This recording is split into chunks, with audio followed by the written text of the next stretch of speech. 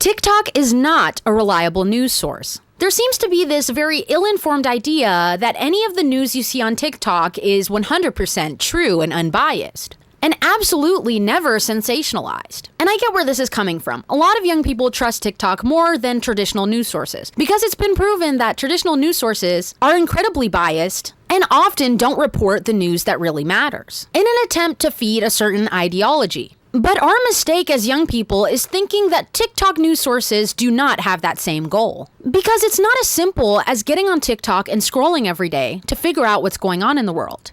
A lot of the stuff you see is not going to be true or is going to be exaggerated.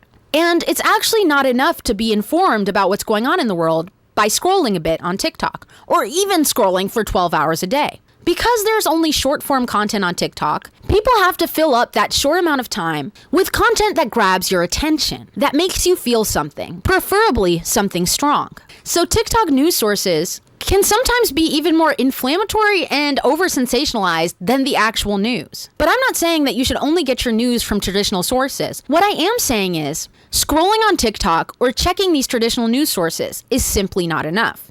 In order to be truly well-informed, you have to get your news from several different places and compare and contrast. Unfortunately, the consumer of the news is now the person who has to find a credible source. And sometimes the only way to find credible information is by comparing and contrasting several different sources. In order to be well-informed in this day and age, you literally have to approach getting your news as if you were assembling a puzzle of some sort. Some of this is going to be wrong. Some of this is going to be over-sensationalized. Some of this is going to come from a bad source with obviously biased intentions, or sometimes not so obviously. That's why you have to get your news from several different places. You have to do the research necessary to find out what is an over-sensationalized headline that is designed to make you give up hope and also designed to make you disengage from the news, and what is a semi-credible source. Actually being informed these days is like having to create your own smorgasbord of the news. So yes, it's definitely a lot harder than it might have been in the past to be well-informed, but it's better to put in the effort to be well-informed than to convince and sort of delude yourself into thinking you are because you're scrolling on TikTok every day.